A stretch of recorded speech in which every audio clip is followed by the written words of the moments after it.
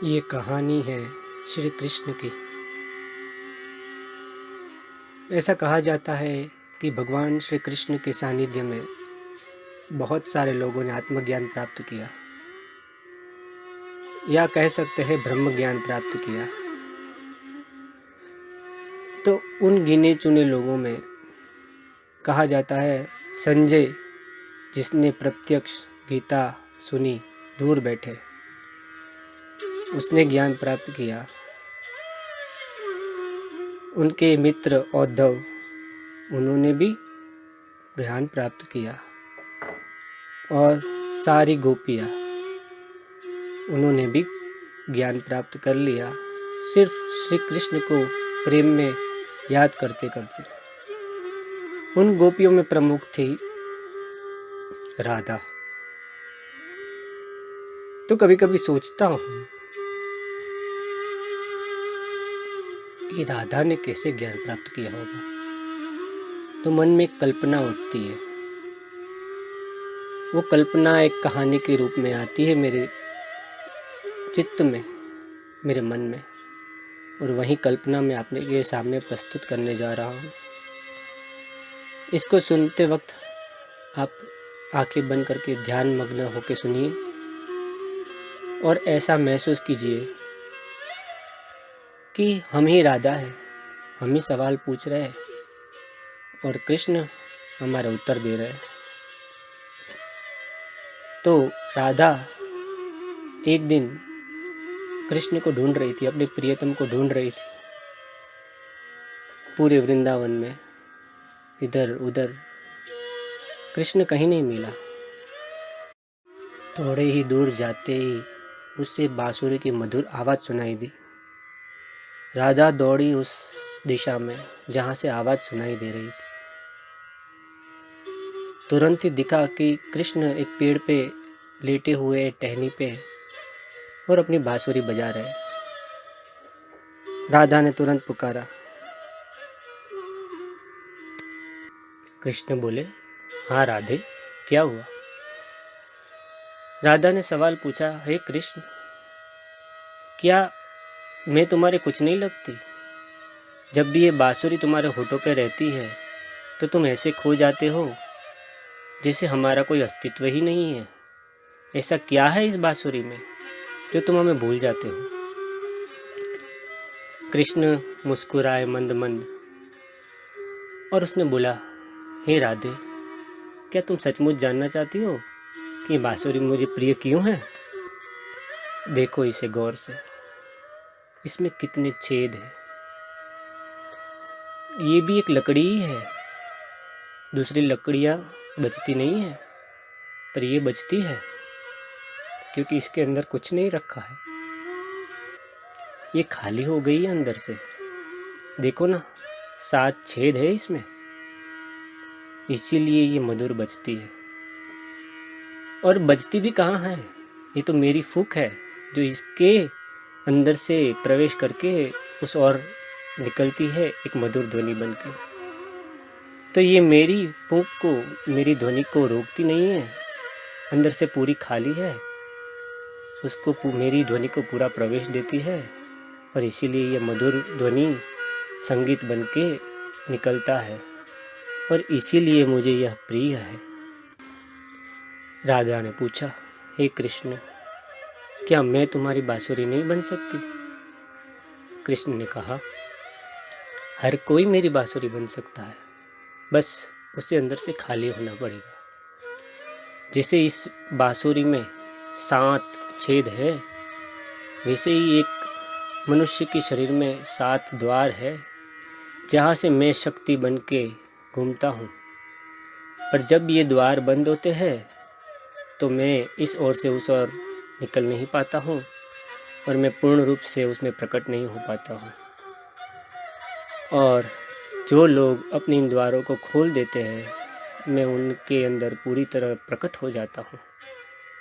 तो हे कृष्ण, ये बताने की कृपा करें कि ये कैसे संभव होगा, हम अंदर से खाली हो जाए और ये सारे 7 द्वार खुल जाए। तो कृष्ण ने कहा, ये योग से संभव है, परंतु राधा ने कहा, मुझे योग के बारे में कुछ नहीं पता, मैं योग कैसे करूँगी।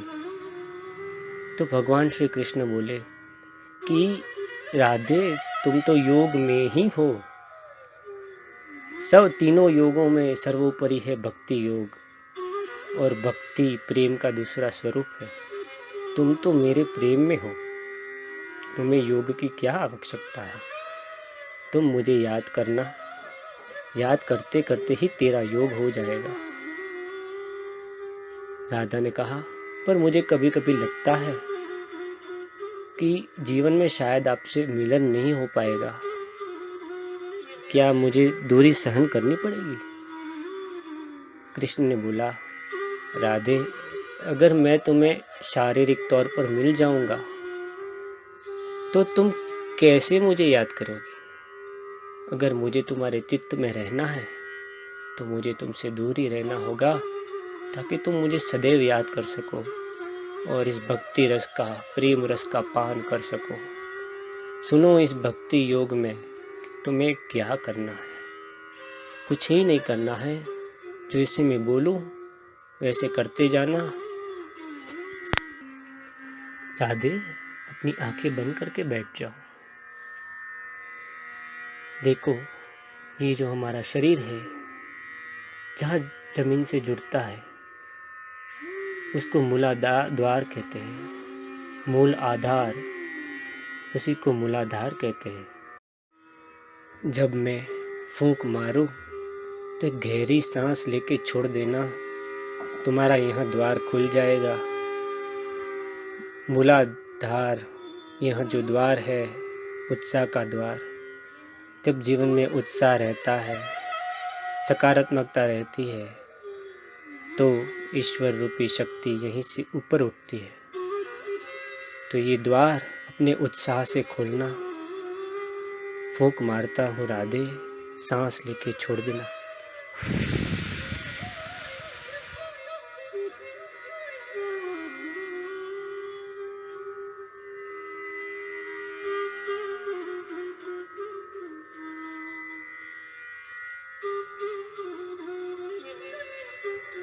और इस मूलाधार द्वार के ऊपर स्वाधिष्ठान चक्र, यहाँ हमें सृजनात्मक शक्ति मिलती है। अगर जीवन में सृजनात्मक शक्ति है तो ही हम योग में रहते हैं, नहीं तो भोग में चले जाते हैं। राधे, एक फूंक मारो तो ये द्वार खुल जाएगा। एक गहरी सांस लेके छोड़ देना।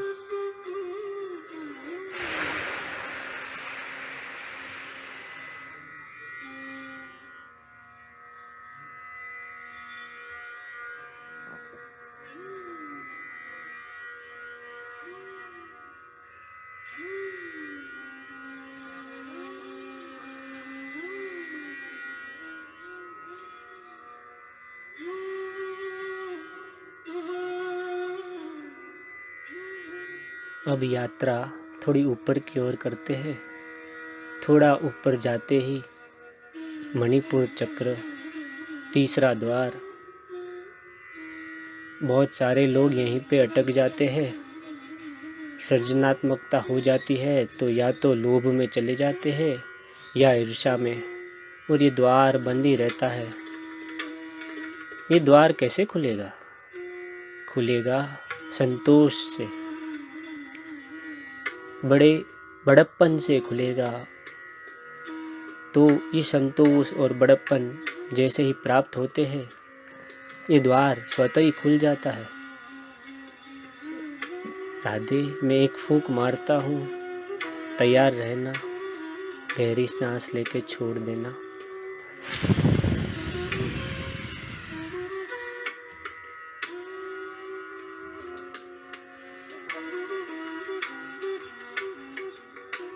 उदारता और संतोष यहीं पर मिलेंगे तुम्हें वास करते हुए।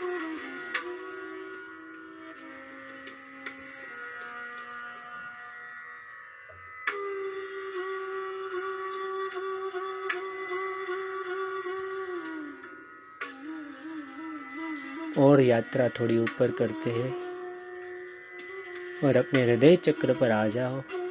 अनाहत चक्र, यहाँ पे भय और नफरत और द्वेष हमें रोक के रखते हैं। ईश्वर की फूंक यहीं पे रुक जाती है। अगर तुम चाहती हो कि बांसुरी बजे, वो ध्वनि, वो संगीत तुम्हारे अंदर से निकले, तो तुम्हें इस द्वार को खोलना होगा। और ये द्वार खुलता है प्रेम से। प्रेम होगा तो द्वार स्वतः ही खुल जाएगा। मैं एक फूंक मारूंगा और तुम्हारा द्वार खुल जाएगा राधे। सिर्फ तुम्हें सांस लेके छोड़नी है।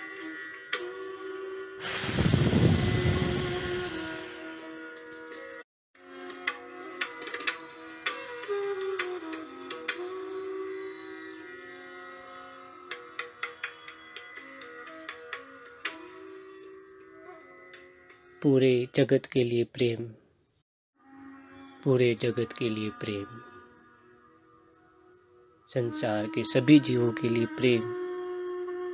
बस यही उद्देश्य है और यही द्वार खुल जाता है।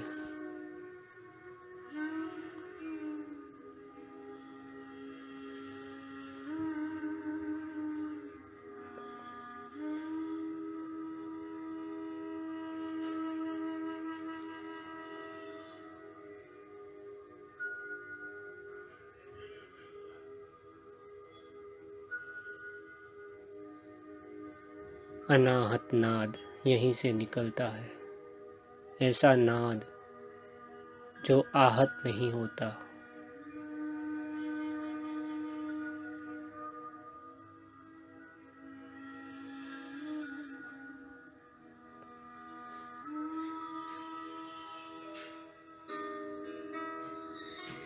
तो हम अपनी यात्रा और ऊपर लेके जाते हैं। 5वां द्वार कंठ में। इस जगह पर दुख के भी स्पंदन होते हैं और कृतज्ञता पे भी। जब हम पुरानी बातों में, पुरानी यादों में अटके रह जाते हैं तो दुख रहता है और ये द्वार बंद रहता है। और क्योंकि ये द्वार बंद होता है तो फिर ईश्वरीय रूपी शक्ति की प्रतीति नहीं होती। इस द्वार को हमें खोलना है कृतज्ञता के भाव से। छोटी से छोटी चीज़ के लिए हम कृतज्ञ हो जाते हैं तो ये द्वार स्वतः ही खुल जाता है। पर राधे, मैं तो सिर्फ एक फूंक मारूंगा और तुम्हारा द्वार खुल जाएगा। बस तुम्हें सांस लेनी है और छोड़नी है।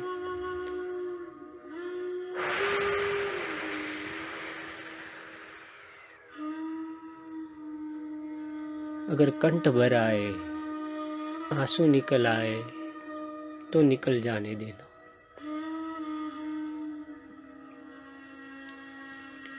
रोकना मत। ये आंसू देवताओं को भी प्रिय है। इन आंसुओं के लिए देवता भी तरसते हैं। कृतज्ञ हो जाना।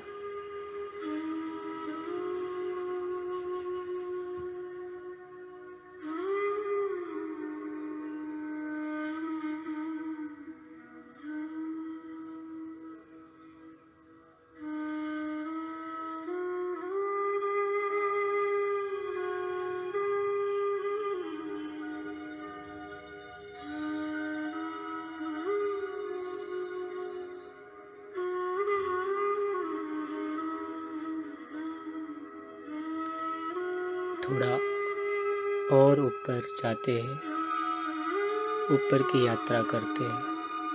आज्ञा चक्र जो हमारे 2 भुवों के मध्य में है। जब ये द्वार बंद रहता है तो गुस्सा आता है, होश नहीं रहता। और अगर ये द्वार खुल जाता है तो होश जग जाता है, विवेक जग जाता है, अच्छे बुरे का भान हो जाता है।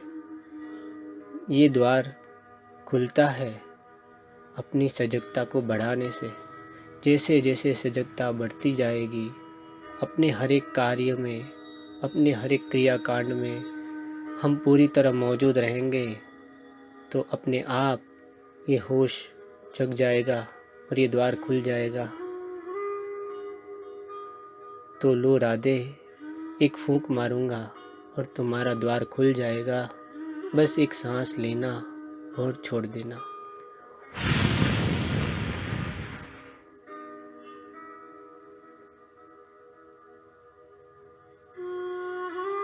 होश जगा रहे, विचार और भावनाएं तो आती रहेगी। होश सदैव रहे, बना रहे, एक जीती जागती लौ की तरह।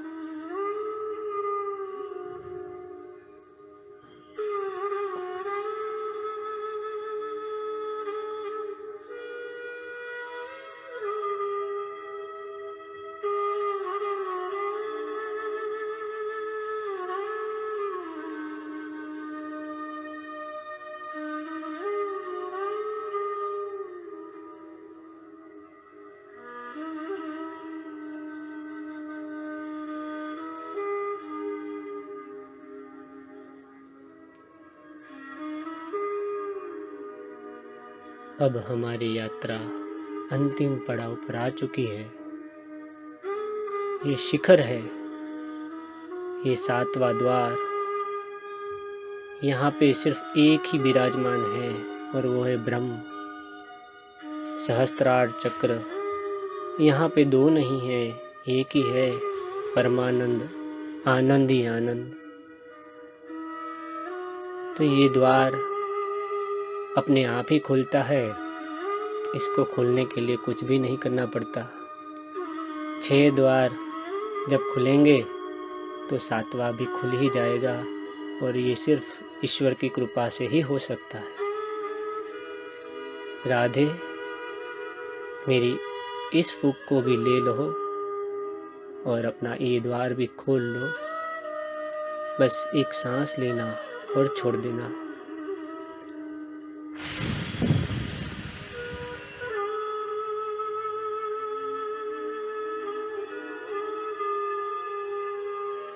यही है तुम्हारा अंतिम पड़ाव। यहाँ रहकर तुम मुझे कभी खोओगी नहीं। मैं सदा तुम्हारे पास रहूँगा। मुझे कोई भी नाम दे दो, मैं यहीं पे वास करूँगा।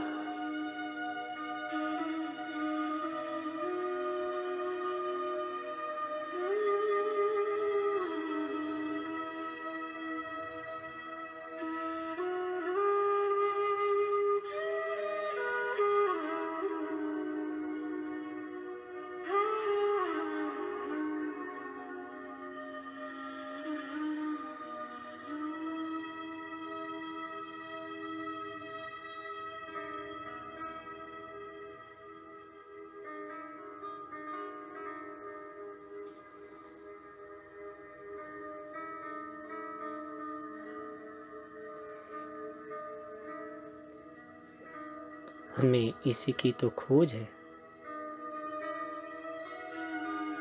दुनिया के सभी इंसान यही तो चाहते हैं।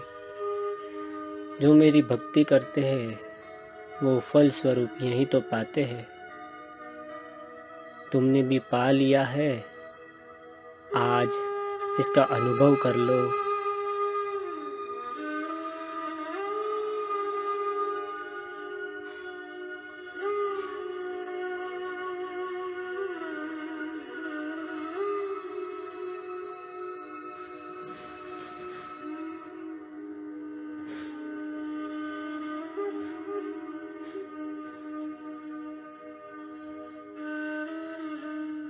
हमें एक होने की कोई दरकार नहीं, कोई ज़रूरत नहीं।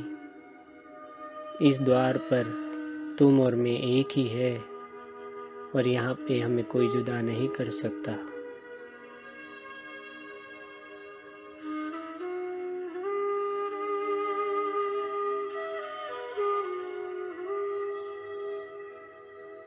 और कहते हैं कि फिर राधा मौन ही रही। उसने कृष्ण को कभी कुछ कहा नहीं, कभी कुछ मांगा नहीं। कोई फरियाद नहीं की, और शायद इसीलिए महाभारत में आगे जाके कहीं भी हमें राधे का पात्र दिखाई नहीं देता, क्योंकि राधा ने अपने कृष्ण को अपने में ही पा लिया।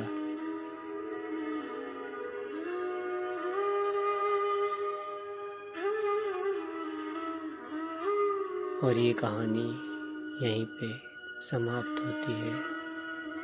जय श्री कृष्ण, जय श्री राधे, प्रणाम।